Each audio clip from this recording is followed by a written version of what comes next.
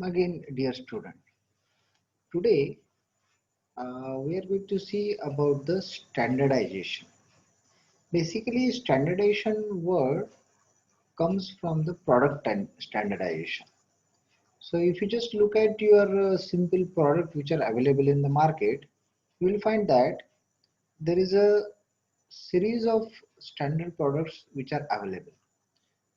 Basically, if you just take example of our commercial products, then in that commercial product, if you go and purchase your shirt, you'll find that there is a standardization maintained. There is a 40 inches, 42 inches, 44 inches size of your shirt. Or if you just go for your purchase of your shoes, in the shoes also you'll find that there's a size of 6 or there is a 7, 8, 9, etc.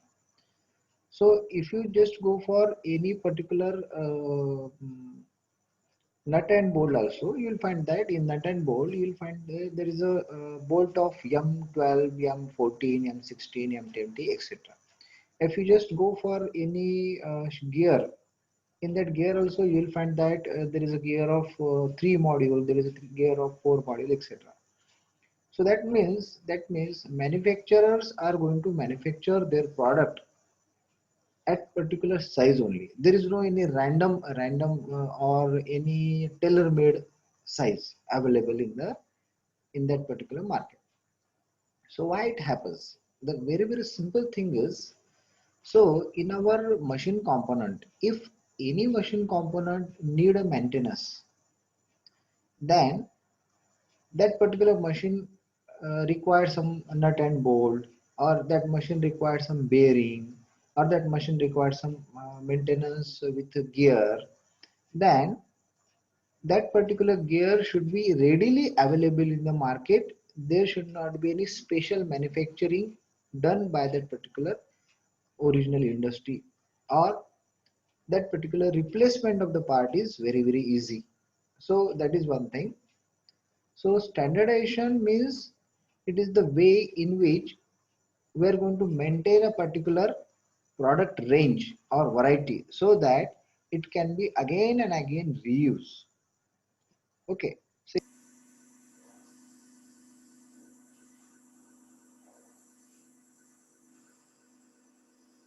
or procedure for design, analysis, testing, manufacturing of a system component or product to achieve uniformity should be there, quality, interchangeability and the safety, and to put reasonable limit on the variety. Okay, so that is the main thing behind standardization. If there is no standardization, then it becomes very special things or special product. Okay, so what is the purpose behind that? To establish mandatory norms for the product development. Types. In your exam you may find that there is a question, what are the different types of particular standardization? So there is a company standard or local standard, there is a national standard, and there are international standards. If we just go for a local standard, so if I take one simple example, in our villages you'll find that there is a special purpose, there is a special person who is going to define, who is going to design your shoes. So we generally call it as a mochi. So that particular mochi is going to take your finger dimensions, and he is going to design a special product for you. So that is the local standard. So if you cannot again and again remake that particular same kind of shoes from him also. Why? Because there is a limitations. So that is the local standard, or we can say that company standard. Standard means what? If there is a particular industry which is going to manufacture some kind of medicine or some kind of a product which is specifically used for that particular local area, then that is the company standard. So it has a limited customer. It has a limited customer. It cannot go beyond that. Because why? Because it is specially made for that particular area or that particular industry only. So that is the main thing. Okay. So next is a national standard. As we know, if you go and purchase any electric product in our India, you'll find that there is a ISI mark. So there is a Indian Standard Instrument marks. Okay. Or there is a Indian Standard IS mark. Or there is a Bureau of Indian Standard norms, which is going to standardize this product.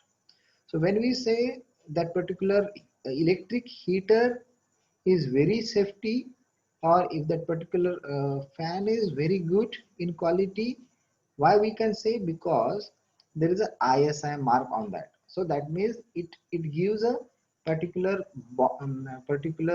brand to that particular product. If I say that product is very good in quality, it is very safe, that means there should be some labeling, some other authority is going to check that particular all norms. So that is the national standard. In that national standard, that nation and the product is going to standardize. But if I want internationally, that means very simple thing I will tell you. In international standard, if you purchase a mobile, it may be of any company, it may be of your Indian company, it may be of Samsung, it may be Apple, it may be your Chinese model, it may be Vivo or anything. In that, whatever headphone plugs are provided, that socket, in that socket, any headphone, Indian manufacturer headphone also good fitted. So why it happens? Only because it follows international standard norms. So you can take anybody's charger and you can charge your mobile very easily. That charger pin can fit to any mobile. Why it happens? Only because of it is a standard instrument. It is an international standard instrument. So who is going to control all these things? So if you just look at the different types of international standard, there is a ISO, in International Standard Organization, or there may be ASTM, American Standard Testing Measures, or there may be International Bureau of Weights and Measure. Likewise, there are a number of standards which are available internationally. So by this way, all these standard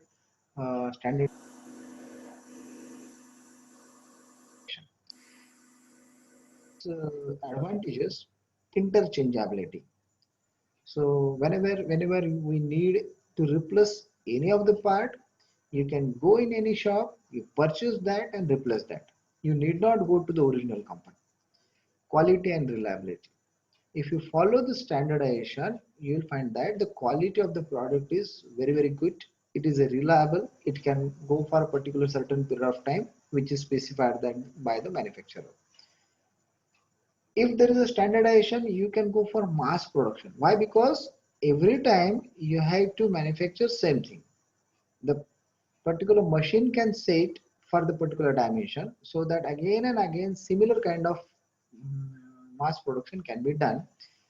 Obviously, it is going to reduce manufacturing time and effort and product price also. Those are fifth and sixth advantage of standardization. And obviously, when such product is designed, it is very good and it is safe also. So these are the advantages of standardization. So standardization can be asked for 4 marks. What is standardization? What are the advantages of standardization? What are the different types of standardization? Okay. Now let us go further. Now, as per the Indian standard, materials are also get standardized, and how that particular material can be designated as per IS code, that we are going to see here. So that is also one kind of standard extension of standardization. So let us start with some mechanical properties. Mechanical properties includes strength, stiffness, hardness, etc., etc. In that, the tensile strength is very common, yield strength and ultimate strength that we know. So the designation of steel as per mechanical properties, if you just visualize that particular slide, you will find that there is a IS 1570 part 1 1978. So that is the particular uh, IS code which is again started from 1978. It is modified up to 1993. So it is one kind of designation which is given on that particular material. So if you just go in the market and if you say that I want a particular steel, so he will ask what is the IS code for that. So how it is designated, you can see that particular IS steel can be designated by simple way. It is based on minimal tensile strength or yield strength. So if it is based on minimum tensile strength, the symbol is Fe and followed by minimum tensile strength. If it is based on yield strength, then it is having symbol FEE, in that Fe and capital E if I know the yield strength. So for example, if I say Fe280, this is the type of steel. So Fe280 is the steel which is having minimum tensile strength of 280 megapascals. So that is the designation. If I want based on yield strength, then Fe320 is the steel with yield strength of 320 megapascal. So this is the first kind of designation which is given for the steel.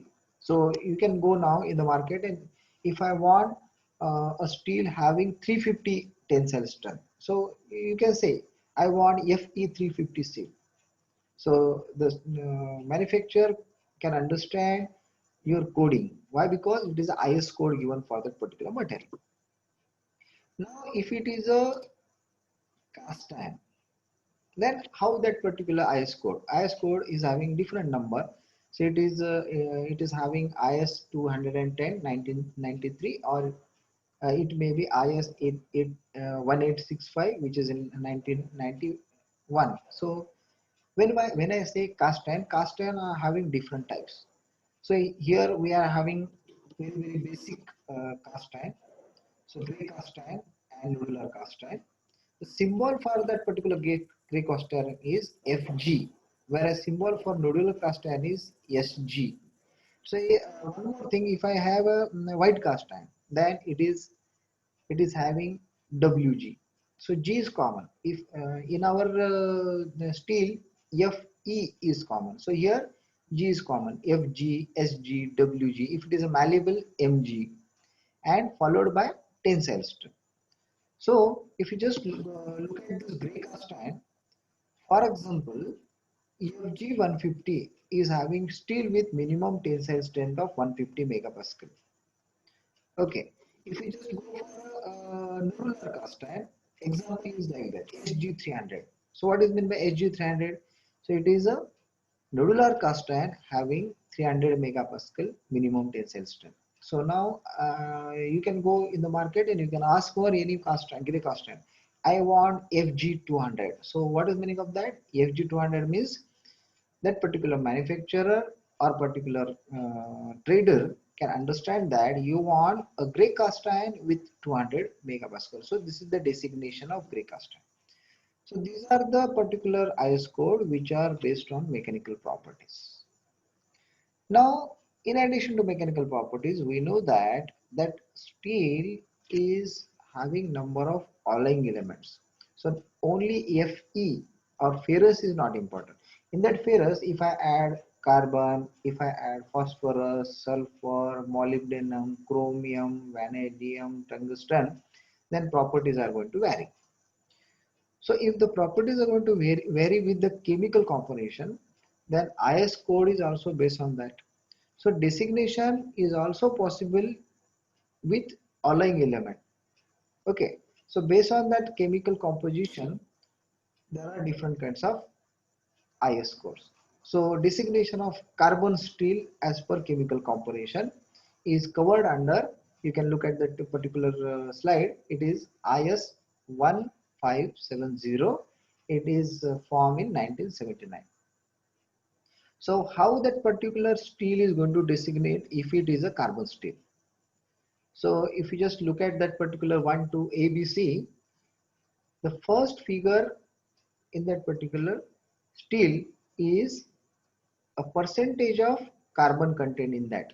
100 times average percentage means if it is given 50 C8, that means 50 means 50 divided by 100, 0.5.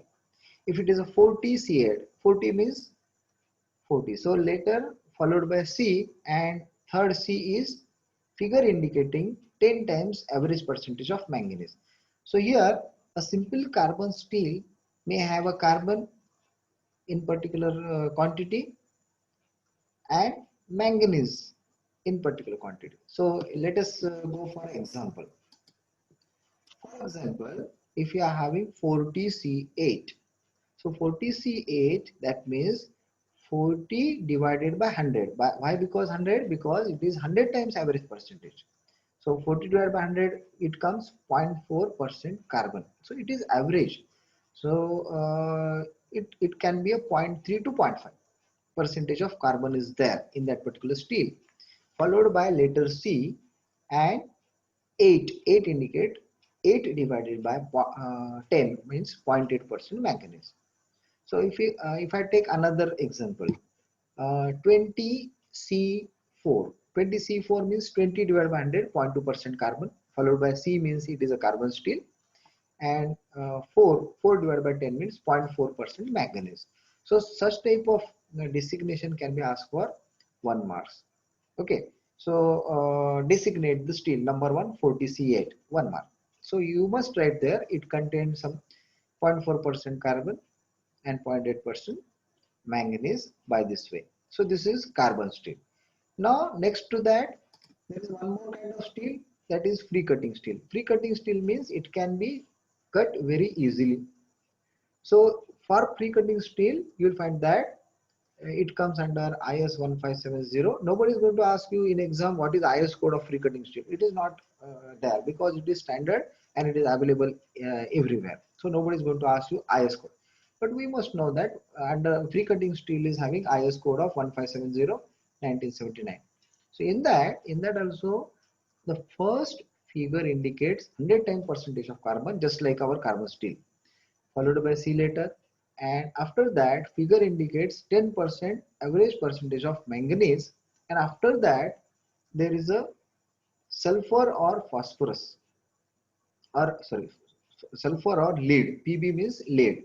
If I add lead or sulfur, it becomes free cutting. So symbol S or P followed by figure indicate 100 times. So you can just look at this. So it will be clear if I go for a particular example. Now in the example there is a 40C, 40S, 14. So 14 means what? First 14 indicates 14 divided by 100. So that is 0.14% carbon. In that free cutting steel, first 14 indicates 40 divided by 100, 0.14% carbon. Followed by letter C for the carbon steel.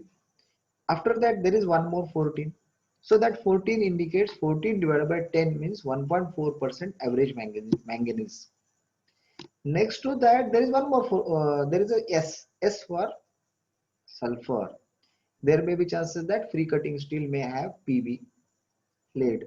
Lead is also help to cut that particular steel, and that gives free cutting steel property. So in that here there is a S. S means sulfur. Sulfur means 14. Again 14 divided by 100. So if in our exam, if such type of example is asked for 1 mark. For example, let us take 20 C 5 S 10. So 20 means 20 divided by 100. So 5 means 5 divided by 10 percentage of manganese, and again if I say 10, 10 divided by 100, that means 0.1% sulfur. So such type of designation you must write there. What are the percentage of carbons, manganese and sulfur in that free cutting steel. So this is free cutting steel. So how this free cutting steel is designated is like this. Next to that, if you go for alloy steel means it contains large quantity of alloy. Okay, so the quantity large in numbers, not in quantity. Quantity is very few, but the number of alloy element may be one, not one or two. It may be more than two. So if I go for a low or medium alloy steel, as per chemical composition, it has IS code of 1762, and it is formed in 1974. So how it is designated? Its designation is very very simple. First figure indicates average percentage of carbon in 100 times multiplication.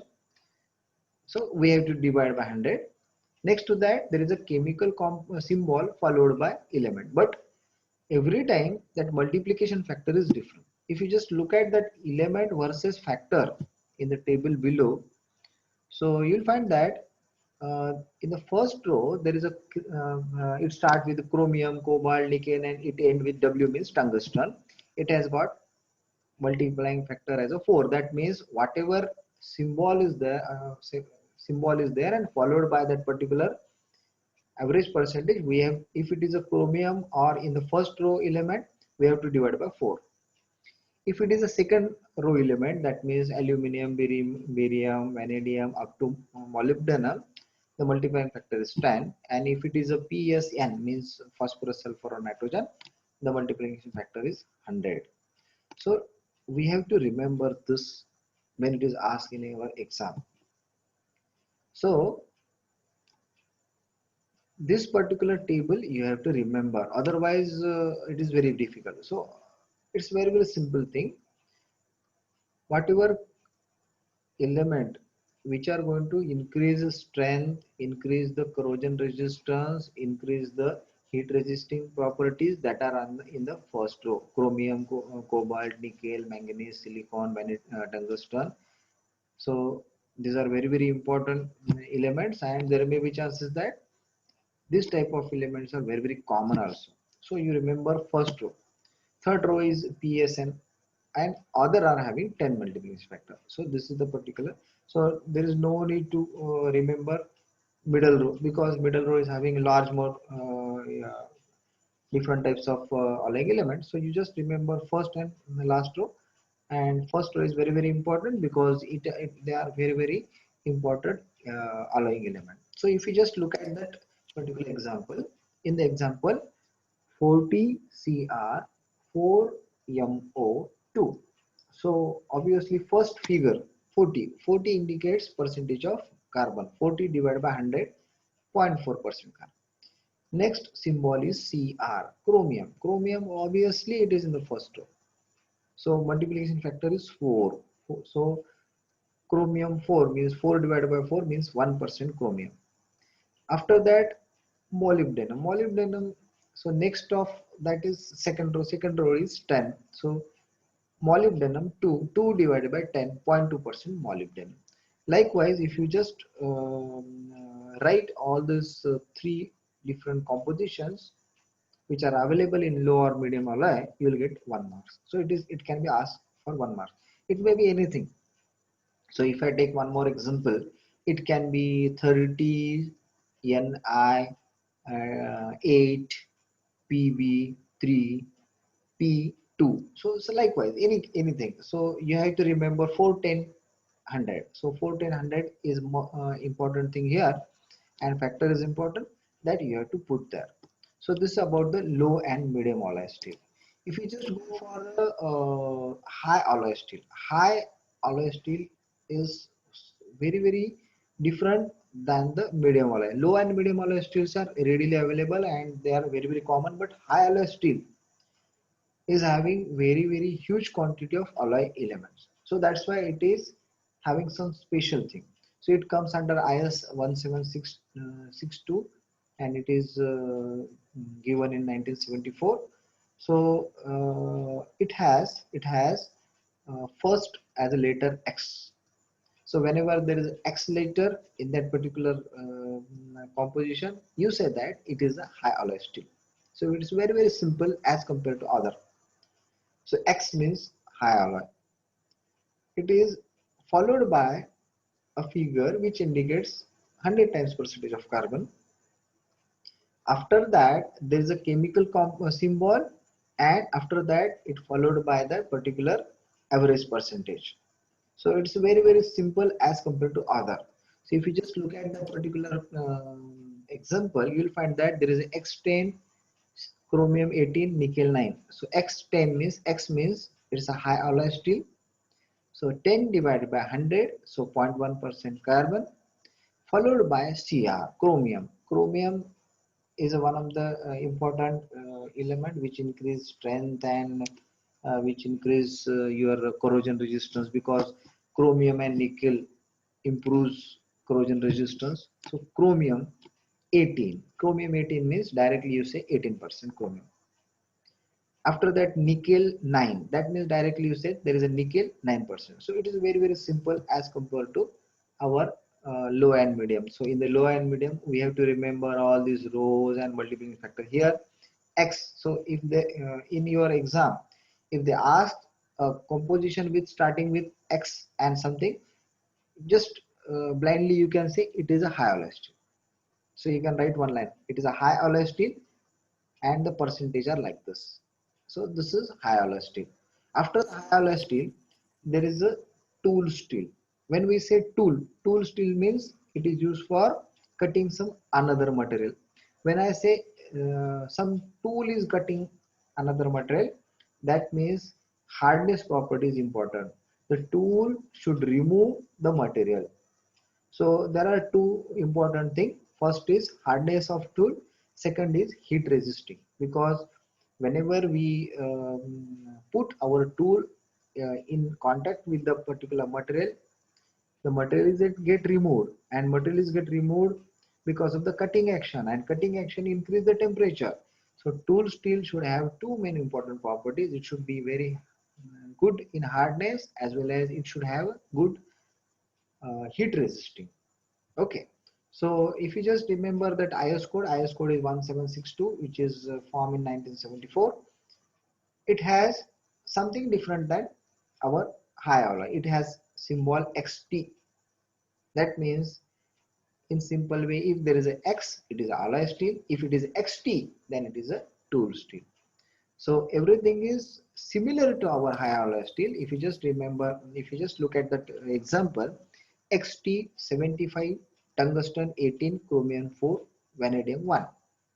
So XT means it is a tool steel. 75 indicates percentage of carbon.